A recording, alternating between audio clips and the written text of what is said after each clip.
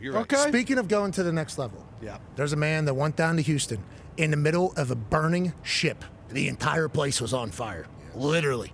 This guy was wearing headset up in the booth.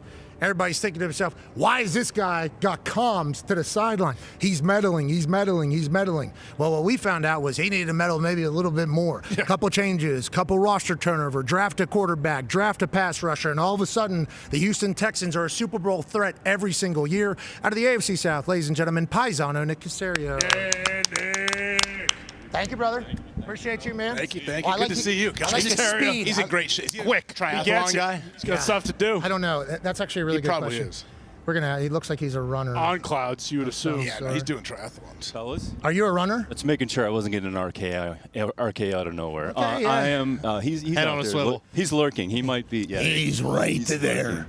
He's right there. The orangutan that is the 14-time world champion, Randy Orton is over there. Not a runner, Versa climber. It's a great machine. Peloton, kind of, and then maybe some. You don't swim? No swim. So Do you listen to music? I can't run long distance. That's not my Knees. thing. I think they got a cartilage surgery that's coming out. They've been saying that for the last 20 years. Are you no music, no TV, just like psycho, want to kind of... Music or podcast. So, my podcast choice probably isn't for everybody. I'm probably listening to a bunch of finance podcasts, investment advice. Hell yeah. And then if I want to Gary shift V. gears, no Gary V. I love Gary V. You went through a Gary V run, though. We all did. We know you did. Yes, you did. And You were then some thinking about- music. I'll go to music. So a combination of the two. A combination. Okay, let's talk about you doing podcasts and finance and things like that. How do you think does that benefit you as a general manager? Like, how do you tie everything back to your gig? Like, do you think everything tries to help you, or is that like you trying to learn about something different? It's twofold, Pat. Honestly, I enjoy finance. I enjoy investments. I started my career in finance before I decided I was going to get into football like a moron. But, Moron. Houston Texans are for real, brother. I think you made the right decision. I'm interested in finance. I enjoy the markets. I study the markets. Honestly, we're managing businesses to some degree. You're looking for trends. You're looking for different ideas. So, it's just I have a personal interest in that topic, and I enjoy it, and I keep track of what's going on. And I have my money in the market, so I'm trying to make sure I'm aware. And if there's some ideas or trends that there's some relevance, then, I might be able to incorporate them into some of the things that we're doing. We're thankful you left the money markets because, that thing just goes round and round. Yes, it does. Especially right now. Be careful. Well, they're saying a lot of bad things coming, but then I'm hearing speeches saying it's only going up AI and is to the going to right. blow up the world. Everybody's going to lose their job. So. I'll tell you what, AI, though, will certainly help you make some music quickly if you want to make a highlight tape in about 4 or 5 minutes. Among other things. Yes, they will. No, it can distill information down pretty quickly. Oh, so you're using it, it sounds like. Okay, so let's move into the next generation of ball in scouting. You guys are trading C.J. Stroud. Are you doing that here or when? You guys must have listened to my press conference the other Yeah, day. you caught him moronic. Sorry to disappoint everybody. Okay, so let's talk about that. So he obviously doesn't play his best ball down the stretch, plays a lot of really good defenses. You guys had an incredible defense. The reason why having an incredible defense is good is because you win in a game. The reason why it might not be good is because if a quarterback doesn't play good, all of a sudden Trent Dilfer gets brought up. Like, hey, well, this team was only winning because of the defense. We think C.J. Stroud's special. We love C.J. Stroud. We know you feel the same way. Did you expect the conversation or the narrative to potentially build that you might move on? And kind of how do you handle that with C.J. himself? Yeah, honestly, try not to pay too much attention to it, but if you feel like you have to address something, I felt like that was the appropriate thing to do. He's our quarterback. He's played a lot of good football for us, to your point. He's had some good games. He's had some games where, look, all of us, there's some ups and downs, things you have to deal with. So glad he's our quarterback and, glad he's going to be here for next season. And we want him here. And I think all players learn. I don't want to speak for you guys, but, after each season, go back. What are some of the things that did well? What are some of the areas you can improve on? I think sometimes when you just accentuate the negative and you're just taking up a microcosm of one particular game, look, we didn't play our best game. The Patriots played better than we did, and that's the way it goes. So, all of us in the offseason are trying to improve, trying to find ways and things that we can do better, and that's where the focus is going to be. Okay, I love that you're focusing on the positive. Let's continue to get better. You guys have gotten way too good too quickly. I hate it, but it has been cool for the AFC South to watch you guys do your thing. Feel like you have hit in this department on a pretty regular basis to flip this Houston team around. Is this something that you love? Like, why do you think you've had success in the entire draft process? Yeah, I think all elements of the process are important. The combine is a big part of it. I think the interpersonal element, honestly, we utilize our time here to spend time with the players and more on the interview front, what they do on the field. It's a component. Honestly, D'Amico and I are leaving this afternoon, so we're going to watch the workouts on television. So, we'll get the information. NFL Network does a great job. We'll get the data. And, yeah, you can watch as much as you need to. But in the end, their performance on the field, what they do on tape, ultimately that's going to be the judge of what we think we have in the player. And if there's something else that, or some measurement that you think you think is going to help you, then we'll utilize it. So there's a lot of players here at the Combine that are going to get drafted. Honestly, there's a lot of players that aren't at the Combine that are probably going to get drafted or kind of end up on teams. So good players come from a lot of different spots. So, I mean, we use this as a good tool for us, and there's going to be other opportunities for us to evaluate players. I wasn't invited to the Combine. I assume you were doing finance then. That wasn't on you. Here's a Hembo stat. Thanks for the non-invite. I would not have ended up here. Hembo, I don't even know what that is. What Hembo is a stat guy. Nick Caserio, he's an AI human form. Nick Caserio built a defense that allowed 270 yards per game in 2025, including playoffs, fewest by any team since the 2009 Jets. That's Hembo, baby. That should say D'Amico Ryans built the defense, so not Nick Caserio. Okay, so I like that. Let's talk about it. You have a defensive head coach. Now, that's starting to become a thing. Defensive head, McDonald up there in Seattle. Obviously, Minter just gets the Baltimore job. There was an offensive run. D'Amico, defensive giant, obviously becomes your head coach and flips the entire culture around. Because you have a defensive head coach, you have to have a good defense. Because you have a defensive head coach, you're going to have a good defense. Like, how do you kind of view it? Or are you guys trying to build, like, yeah, we would like to swarm. We would like our defense to be the best in the league every single year, because that's investment. Then you would have to do Look, that. we're trying to build a good team. So we're fortunate we got a lot of good players on defense. We have good players on offense as well. So I think the league is cyclical. I mean, there's different trends. We're going to try this, and this is going to work, and then we're going to try something different. I'd say in the end, every team's got to hire the individual, and it's a leadership position in the end. So handling the team, handling the players, you're involved in all facets of it. Obviously, D'Amico has an expertise in defense, but I think he showed a lot of humility this year. He passed the play calling off to Matt Burke, and Matt did a great job, so he could take more of a big picture approach. I mean, the head coach ultimately is responsible for everything that a team does, so he has his hand in everything. So, I mean, we're fortunate to have the head coach that we do. I've said this publicly. I mean, there's no other coach that we'd want to have run our organization. There's no other coach that I want to work with, and glad that he and I are able to work together on a day-to-day basis. Oh, so you're not trading the coach either. Not yet. No, that'd be more honest. That's not happening. Yeah, okay. No AJ has a question for you, Paisan. I guess we're here at the Combine and everything. We're talking about this, but what happens once this week ends until the draft? What do you guys do? Like, obviously, bringing in the 30 visits, all the different players. Are you going and visiting schools, going to pro days? Like, how does your schedule work out? Yeah, AJ, all of that. So we'll finish up. We're actually going to start to bring players in our building probably next week, and it's to follow up and to continue the process. So maybe we want to have more conversations. We try to set up our visits so they have an opportunity to kind of touch everybody in the building that they're going to interact with. What are you doing when they come in? Are you doing? I know each team does different things. Yeah, some guys go to dinner, some guys do stuff. For sure. We're not like going to Top Golf and doing all that kind of stuff. So we're bringing in our building, say, hey, here's what a day would look like for a Houston Texan when you walk in the building. Okay, there's obviously a coaching element. You're going to meet with sports performance. You're going to spend time with the nutritionist. Hey, here's some things. So we can get a comprehensive view of, okay, what are the players' needs? How can we support them? They get an understanding of what our program is about, and here's the expectation of what it means to be a Texan on a day-to-day basis. So we try to use those visits to our advantage and try to get as much information. Honestly, it works both ways. Just because the guys in the building might say, you know what, okay, in the end, it kind of answers some questions. We're going to move on. We're going to go a different direction. So we're just trying to arrive at an endpoint where we have a comprehensive picture of the player and what we think we're going to get when he comes in the building. So then when we draft him, like, we have an understanding. But the reality is when they get in our building, they're back to ground zero and they're starting from scratch. So it'll be visits, it'll be workouts. There might be some individual workouts that take place.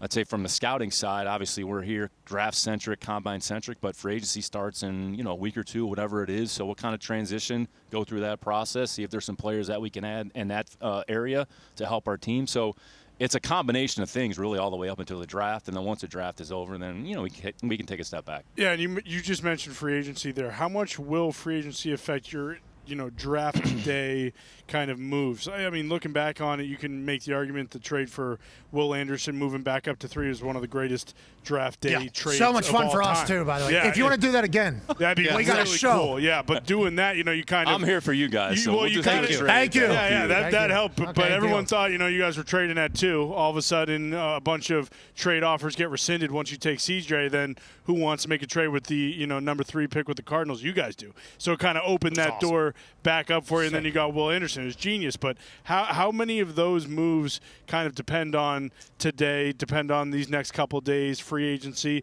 Like, do you know today or after the weekend's over, hey, there are a couple guys that might be available that we should maybe move up for, move down for? Like, when does that unless they come to your building, take a poop, and don't flush. Yeah, true. Or maybe clog a toilet. And or don't two. say anything. Yeah, at your house, perhaps. I mean, That'd be the worst. Yeah, Honestly, bad breath. Don't honestly, Pat, he doesn't brush. we have a pretty good idea of if we don't move, right? We're picking 28th right now. That could change, knowing our track record. Like, we're moving around the board. Like, we should create flexibility and optionality for ourselves. We had a pretty good idea. All right, maybe who are some of the players that are going to be in that area? Free agency is kind of its own entity. So that's a snapshot. Okay, here's where we are right now.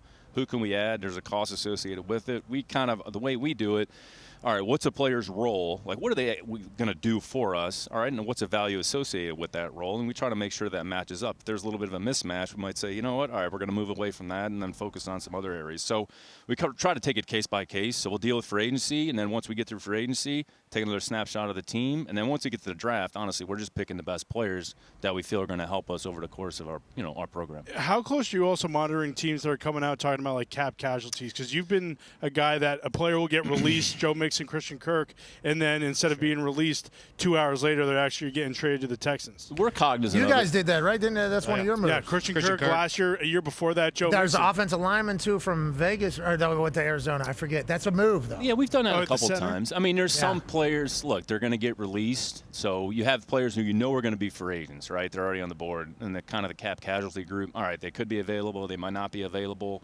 You're talking to teams and then figuring out, like, what's the situation. Typically, those guys are, like, there's a cost associated with it. So can you fit the salary? Okay, if you can fit it, great. If you can't, all right, then you might have to wait and go somewhere else. So we just try to take advantage of every opportunity that makes sense for us. And if we can add a player, great. If we can't, then we'll just move on. And I think one thing about us, we're not beholden to just one particular way and one particular player. So if the more players we know, we understand the league, then it gives us an opportunity to capitalize when it makes sense. Yeah, that's because you're day trading. Exactly. That's why draft night. We're at 28. We'll see. It might be a little bit of value moving in this entire avenue. I love that about you. We traded out of the first round last year, so we moved back. Let's not do that again. We need you in. Okay, all we right. need more please. in. And also, hey, I don't know if you know this. What is your pick this year? 28? 28. We'll take that off your hands. You get Anthony Richardson. Him and CJ are We got a boys. good quarterback, so. And we got Dougie. You got two good Yeah, Dougie. Dougie, by the way, might be. We started putting him on the trade block just strictly because we think people will be very, very interested. It was reported today that Colts have given Anthony Richardson the permission to go ahead and seek a trade. Nice refresh for him would be cool. I think he's incredibly talented. We'll see how that goes. If you want to give us 28, you can certainly do that. Last question for you here, Paisan. Yeah, Nick, 2 seasons ago, you weren't happy with your offensive line. So last offseason, you made a lot of moves. It was a lot better this year. Congratulations on that. Appreciate that. But going towards this draft with the offensive line, it feels like there's a lot of really, really good right tackles coming out, and then potentially guys that could kick inside. When you are going through this process, can you look at a right tackle and envision him actually playing left or kicking inside? And how much do you talk to them about that before you would make a move like that? It's an awesome question. Thank you. I'd say it's twofold. Some guys that have played right tackle have played on the other side as well, and if they're not the starting right tackle, let's just say your swing tackle, your third tackle is going to have the ability. Well, can he go to the left, or do you have to take your left tackle and make him right tackle? So we do have those conversations, and there's ways you can track it, like what position they've played, how many snaps at right tackle, how many center, how many snaps at right guard, how many snaps at left guard. Because, again, you don't want to just say, well, this guy's going to go inside. Not all tackles can move inside. I mean, some can do it. I mean, we were fortunate, when I was in New England, we took Mankins, he was a left tackle and he went inside. We took Tooney, he was a left tackle, he went inside. Legend. But, not everybody can do that. So you just got to try to figure out, what makes the most sense and try to create as much optionality and flexibility in the offensive line as possible. I'm not pumped up for you strictly because Elimination Chambers this weekend, there's so much on the line. Yeah, you haven't been able to pay attention, I assume. I was talking to Randy briefly about it, so I'm probably not up to speed with exactly what's going to go on. You're not involved, are you? Or they're trying to get you involved? You never know. Oh, Yeah, right. What are you reading? What are you reading, Casario? Yeah, what have you heard? Listen to Sam Roberts' podcast probably on the Peloton. Yeah, what have you heard? Yeah, what have you heard? That's the podcast, yeah. So when you were talking to Randy, you were saying, Randy, what's going on? Is that what you were doing? He's giant. He's a massive. giant. He is in great Might shape. need He to is in draft him at edge. Tremendous shape. Yeah, probably get around he the could corner. do some damage. Yeah, He's got long arms. I mean, shoot, the RKO, they probably wouldn't even penalize it during the game. They don't penalize anything else, or they do. I mean, Oh, well, you guys, okay, hold on. AI should help. AI should help with the referees. That's something they've talked about at competition committee. I do like that the NFL is telling the refs union, oh, you guys want to mess around again? I don't know if you've heard. AI can do all this. Yeah. And it's like, you know those high school refs we had years back that got you guys a bunch of leverage? Yeah. Never doing that again. Now we actually have people that don't have feelings and don't have anything and see everything. So good luck in this renegotiation. That's a big deal for our league. Huge. This is a huge deal for our league. And I don't think a lot of people are talking about it. Ex-players, ex-coaches who have been fired because of bad calls, obviously people that are in front office talk about it. This is one of the biggest things that's happening this offseason, and I don't think anybody's really talking about it enough. I genuinely don't. Look, they have a hard job. Yes. They have a difficult job. Blah, blah. And I think Okay. everybody's just looking for some level of consistency. That's the most important thing. And AI. trying to get the calls right, and so that we can make sure that everything is officiated, on an equal playing field. And then what do you guys do? You guys say, hey, once the whistle blows, then you hit them. That's what you guys say at Houston. We play clean. Yeah, we play clean. Hey, you guys. I like how you You guys play physical. violent You guys football. violent. Physical. Violent Really football. Yeah, we love that. But if you get a tight ref or a tight crew, like we saw this in college football, the Big 12, cool, Vandervelde was the refs. The Big 12 crew was like, we're letting them play. Like, hey, this is college football playoffs. We're going to let them play. Yeah. Big 10 crew, vastly different. They were like calling a lot of stuff. So for that Miami team, who were hard hitters, for Indiana even, who were like a little bit hard hitters, it was like who the ref was a big deal. And I think it goes back to what you're talking about. We just want to know what we're signing up.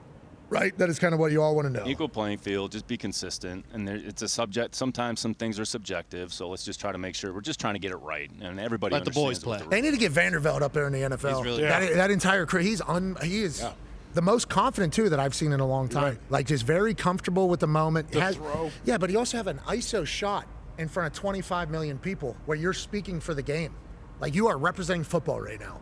Let's go ahead and make sure we got it. So hopefully they get that figured out. All right. Hey, before you get out of here, Nick, to head back to Houston, I guess.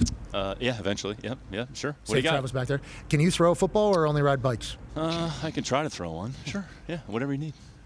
Will you be able to throw a football into that hole that's over my left shoulder right now, you think, for $100,000 to charity? Sure, I can try. Let's go. Let's do that, Nick. Let's do that. And then all of a sudden you're going to get RKO'd, so keep your head on the swivel. Oh, please. That'd be awesome. Head on the swivel. Let me grab this He's a mic. huge fan. Here, come up here. Oh, brother. yeah. Huge wrestling mark. Ladies and gentlemen, it's time for the Combine Charity Challenge. That was the name of it. We thought of it 10 minutes before the show yesterday, but it turned out to be pretty awesome. Shout out to Blue, the best mascot in the game. You know that, in the Indianapolis. This is one of his gimmicks. Toro would have an argument against your guy. But Toro. Toro's a wuss, dude. Toro cream pie I to people. like Toro, Wait, though. is your Toro. new place named Toro Town? Did I see that? Or Toro District, whatever they call it. Yeah, whatever. Yeah, you got a new practice facility, right? Yeah, it looks like it. Hopefully, it'll be a few years before we get in there. But I mean, it's going to be. It looks like a pretty massive space. So yeah. I've seen the renderings. It looks like it's going to be good. Yeah. We don't know when it's happening, but we hope that it certainly will. And Nick, all you have to do is put Don't this hit Field football. and Shefty. There's Adam Schefter right there and Field Yates. Wow. Oh my God, the pressure is on. Nick, first question: how old are you? I'm 50. What? Congrats. Congratulations. You Italians really do it. All right, so all you got to do is spin that football into that hole right there. Adam Schefter will be looking on. Field Yates with brand new hair will be looking on. 100,000. Holy hell. Lou, what's going on, dog? Great to see you. Lou Anarumo's here. Nice. Great coach. Awesome coach. Yeah, you Italians have to say that about each other. Hey, grazie, paisan. Okay, all right, for $100,000 to a charity of your choosing, all you do is put that football into that hole right there. Go ahead, Nick. Let's see if you got it, paisan. Good for him. Oh, throwing I the like that you way. went for it. I like that you went for it, though. I like that you didn't hold back. You didn't guide it. You really went for it. Let's act like this is something that could be. No, this is it. Nick, make this shot. Yes, you have 3 shots, though. Yes, you do have 3 shots. Nick Casario for $100,000. Wow. Atta baby. Wow. That was butter. That was a good throw. We're going to have to make this harder for tomorrow, certainly. But, Nick, we appreciate the hell out of you. Please tell us where to donate that. And good luck this season in every game except for 2. You guys are the best. Always love coming on with you guys. So a lot of respect for you, for your program. Is Randy Orton going to win the Elimination Chamber or no? I hope he does. Yes. We got a Okay. family there. All right. Pick we is in. appreciate you, dude. Thank you, man. Ladies and gentlemen, Nick Casario. Thank you. Appreciate it. You're the best. Hi, boys.